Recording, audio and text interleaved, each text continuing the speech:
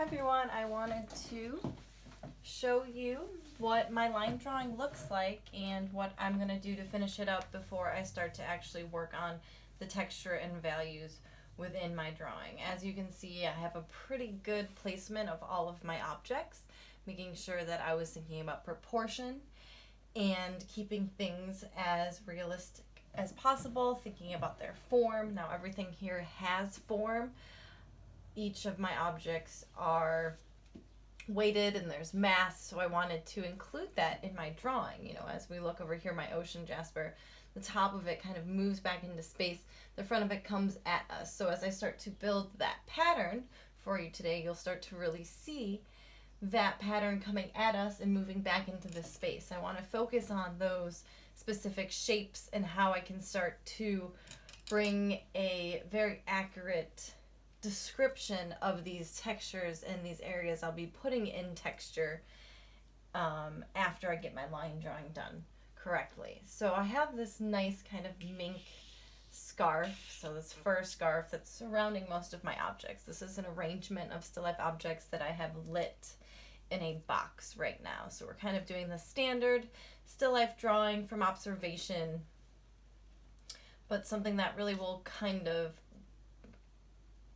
put a lot of emphasis on practicing textures, practicing values again, practicing life drawing skills, looking at contrast, and really all encompassing those techniques that we've been learning in the classroom. So I have, again, this mink scarf. This is fur scarf, and right now I've just kind of left it in a line. So I'm really not going to add too much more details so that I have the nice shape here going, and that's where I know I'm going to be adding that fur texture. What I want to show you guys is how I'm going to finish up this texture in the back here of this mammoth tusk, which looks actually like a piece of wood, but it's not. It's a mammoth tusk. So I want to get the texture in there correctly, so I know where to build value and then where I can build the texture to make this look like it is bone, or I'm sorry, like it is a tusk.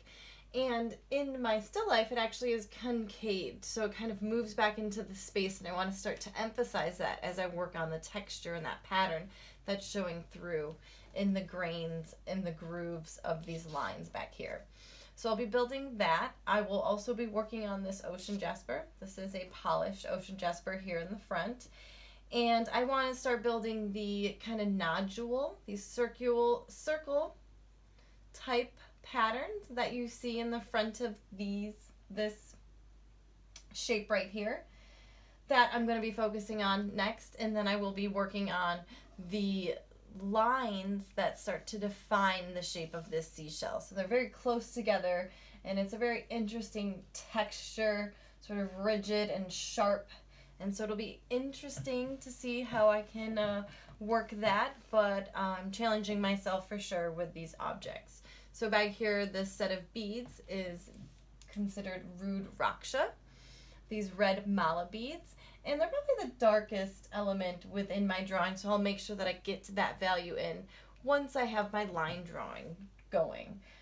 My seashell is very light, almost white. My ocean jasper has some beautiful colors in it, some whites and greens and some darks and grays. And then my mink scarf, the fur scarf here, is pretty similar to my mammoth tusk color, but that's okay. I will work on the texture of them, so I will be bringing out their detail through the texture and the mark making that I'll be layering. So let's start looking at these beads really quick. Let's get that first layer in there of these beads that are kind of laying on top of my mammoth tusk as well as on top of this fur scarf. So what I've done is I've actually measured using that measuring technique we learned in class, finding a standard unit of measurement throughout the drawing, and then I applied my beads to that to see how big they were in relation to each other, in relation to that unit of measure. And so what I found, by counting, I make sure that I kind of have these little notches here to help describe the shape of these beads, and I'm moving them back into the space. They follow and lay on top of this mink scarf. So I need to start to work in those beads and the shape of them correctly. I also counted to see how many were there.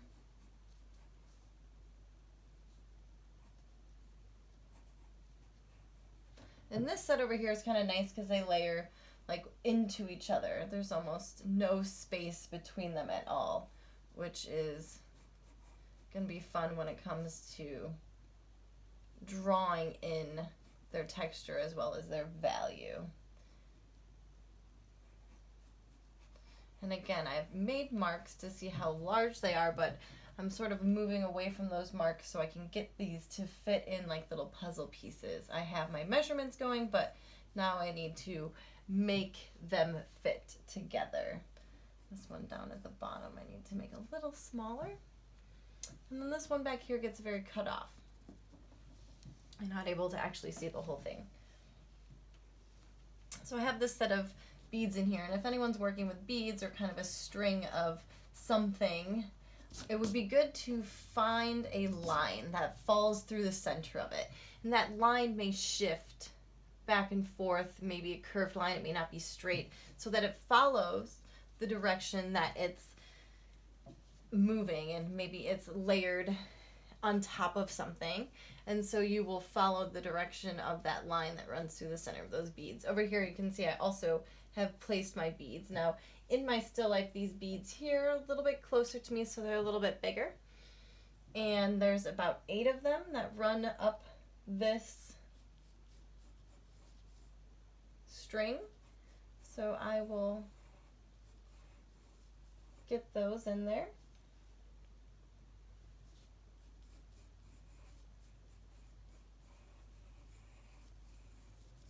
I can go and I can measure the center, but you know, these are seeds, these Rudraksha.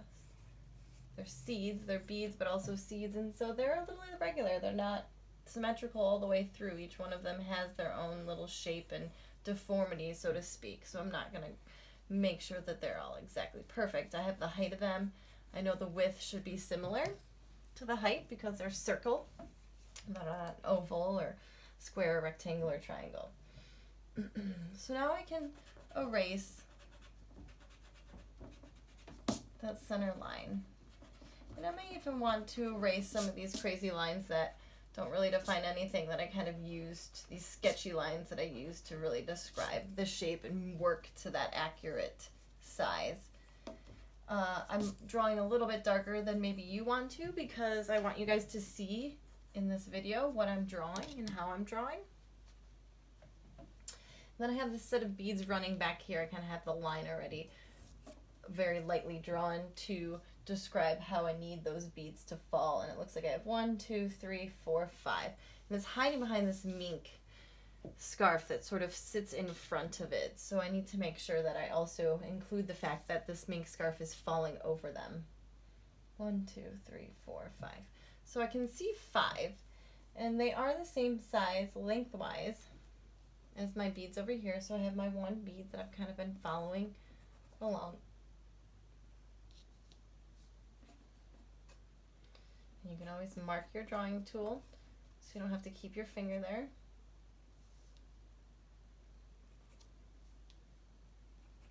So I have 1, 2, 3, 4, and then 5 is this one like hiding way back in there. So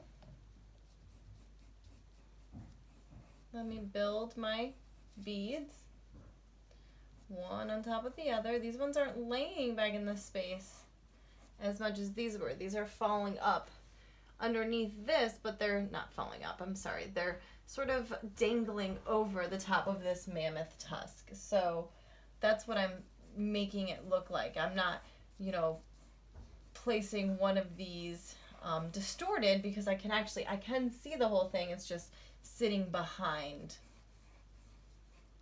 Now I sort of have fallen off this line, but that's okay.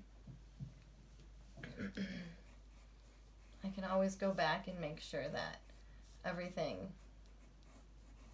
is correct. But again, this line of my scarf, I've left it just a line. It's a fur texture, which I will get to when I start to build my value and then I find my texture. But for now, it just needs to be a line. I don't really have a better way to describe the shape of it without just leaving it line. And then again, I will go back with that fur mark, and I'll show you that in a demo soon. So now I have my beads. These ones are going back into the space. These ones are standing up in the space, sort of right in the center of my drawing. So they're a pretty important piece.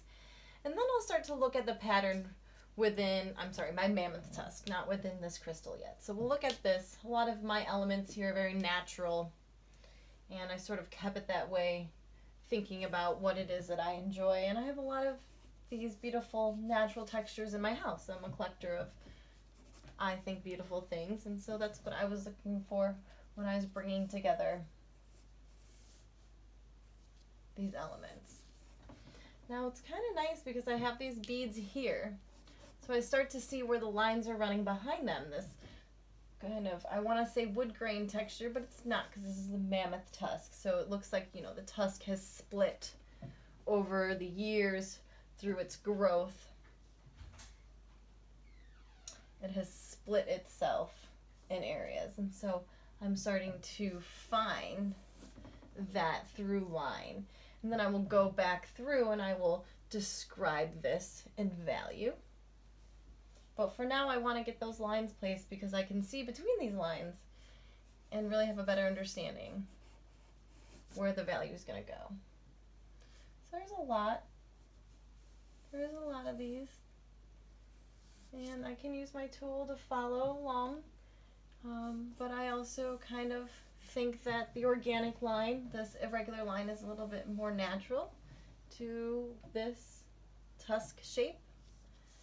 And it looks like these lines, some of them I can see, some of them get lost a little bit in the shadow. But they run behind, these beads are sitting on top, so this texture is going to run behind. If you have anything working in your drawing that has something layered on top, you always want to follow that line. You can even run it right through that object if you need to, and you can always erase it.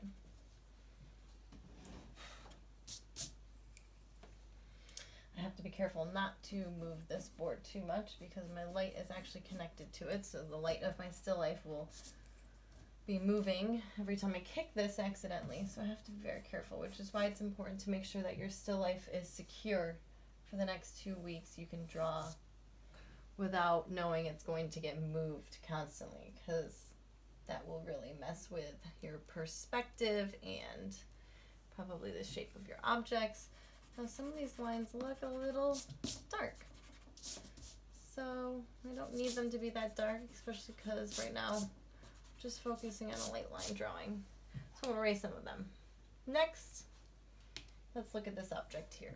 So again, there's form to this object. It moves in the space. It's rounded, and it's coming forward right here.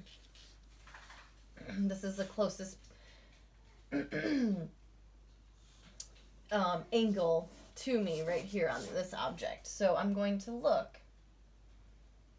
at the pattern that I see. So this is kind of on the back side, and it's like these little nodules. This is an ocean jasper, and it's polished, so I'm not sure if it was actually carved to be the shape or they just polished it and followed the shape that was already established.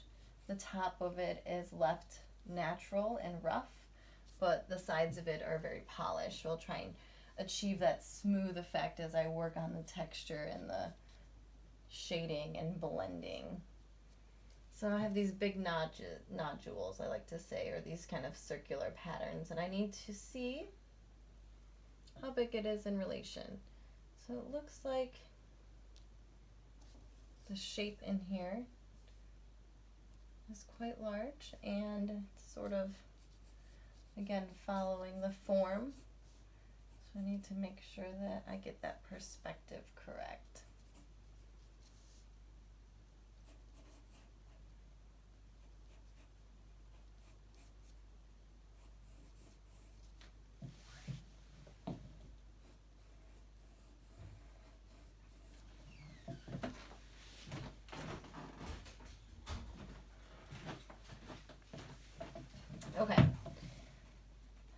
Next, I need to find inside these little shapes. So there's these 3 circles inside, placed in such a way. And then around them, there is this kind of shape that works with its form. So almost like a fractal you would see in nature. Same thing in this crystal because it is part of nature. So here we have these fractals around this beautiful pattern. Okay, so next I want to find this next nodule. And I'll continue to build those nodules in here. But I want to move on to this shape right here. So here we're looking at the seashell. And so I want to find sort of the largest lines because there's a lot of them and I can get very easily hung up on them during this drawing. So I really want to follow the lines and make sure I'm following the shape of this object. It's an irregular sort of disc shape, and if I don't get these lines to look like they're moving in the space, sort of coming from the center and moving out, it will look very flat. So that's really important for this object here. And the texture is really interesting again. It's very sharp and rigid, and the lines are very close together, so the object's much lighter here and it gets darker here, so I actually see more of those lines back here a little bit better. And again, they're so close. There's so many. I mean, probably hundreds of lines in this object itself, which will be interesting in relation to this soft fur, in relation to this smooth sense right here, in relation to this kind of even smooth back here, even though there's a lot of lines and grains. So this is going to be really fun and intense and challenging for me, but I wanted to take on the challenge. I think I can do it. So this is how I'm going to be building my line drawing. I'm going to finish it here, and I will be posting another demonstration very soon for you guys on how to work on value and texture next. I want to show you my setup really quick. Yeah, I want to show you my setup really quick. So here is my still life box with light. They're all my great drawing utensils. Right now I'm just using one HB pencil. That is sort of the middle lead weight that will help me achieve the line quality I need. I can go very dark and I can also go very light and erase my lines when I need to. So here is my drawing. I hope you guys enjoyed, and I can't wait to see what you guys come up with for this project.